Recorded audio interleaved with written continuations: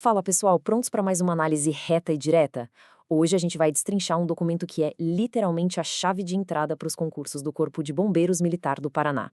A gente está falando do material 29, focado na portaria 229 de 2023. É essa norma que dita as regras do famoso ECAF, o Exame de Capacidade Física. Pensem nessa nossa conversa de hoje como aquele intensivão de alto rendimento, sabe? A gente vai pegar aquela legislação pesada e transformar em conceitos super claros e mastigados. A ideia aqui é garantir que absolutamente nenhum detalhe passe batido no dia da sua prova. Vamos lá? Para organizar a nossa cabeça, essa revisão foi dividida em 4 blocos bem lógicos. Primeiro, a gente passa pelo fundamento. Depois, os componentes do exame. Em seguida, a burocracia envolvida. E, por fim, a avaliação. Então, começando pelo bloco 1, o fundamento. Afinal de contas, o que é o ECAF? Indo direto para a letra da lei lá no artigo 2º, a gente vê que o ECAF não é só chegar lá e fazer umas flexões, não. Ele é um conjunto de provas bem específico. E olha só os parâmetros que eles avaliam: força, coordenação e equilíbrio dinâmico, ou flexibilidade, potência muscular, além da capacidade aeróbica, anaeróbica e velocidade. E por que a gente tem que dar atenção para essa lista toda? Porque as bancas, pessoal, elas amam pegar essas definições exatas e trocar uma palavrinha ou outra só para criar aquela pegadinha clássica. Então, tipo, colocar equilíbrio estático no lugar de dinâmico. Memorizar essa lista exata de capacidades físicas avaliadas é o primeiro passo para garantir pontos de graça na prova. E tem um detalhe super interessante sobre o sistema de notas, que é a simplicidade implacável dele. A portaria deixa bem claro que o estado físico do candidato é classificado exclusivamente ali no momento da execução dos testes. Ou seja, o resultado é totalmente binário. Ou o candidato está apto, porque bateu os índices mínimos do edital, ou ele está inapto. Acabou. Não tem essa de quase conseguir, não tem nota parcial, nem aprovação com ressalva na hora do exame. É 8 ou 80. Entrando agora no nosso bloco 2, os componentes. Como é a composição desse exame na prática? O ECAF tem uma dupla exigência. Ele é obrigatoriamente composto por 2 partes. O TSF, que é o teste de suficiência física, e o TEH, que é o teste de habilidade específica. Um ponto importante aqui. Ambos são mandatórios para todo mundo, candidatos do sexo masculino e feminino, respeitando as especificidades de cada um, claro. Para a prova, a dica de ouro é: não confundam essas siglas. O ingresso na corporação depende da aptidão simultânea nessas 2 esferas.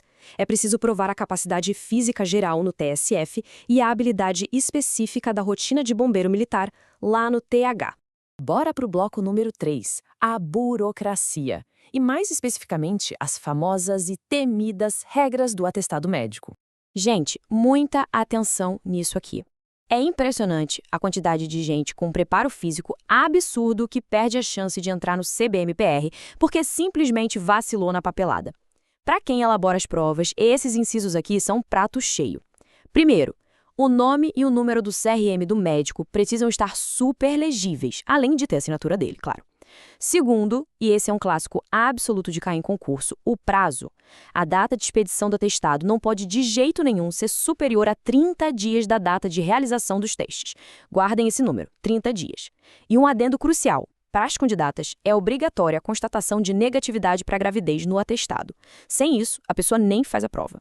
E o ponto mais crítico dessa parte documental é que o texto da lei exige, de forma explícita, que o atestado seja o original. E mais, esse documento vai ser retido pela banca examinadora. Então, se levar só uma cópia, mesmo que seja autenticada em cartório, ou se bater o pé querendo o atestado de volta, esquece. Isso vai resultar no impedimento imediato de fazer os testes. A legislação é taxativa lá no artigo 5º, o não atendimento integral desta regra impossibilita a participação no ECAF, sem choro nem vela. E, finalmente, o nosso bloco número 4, a avaliação. Vamos focar agora nos critérios de inaptidão.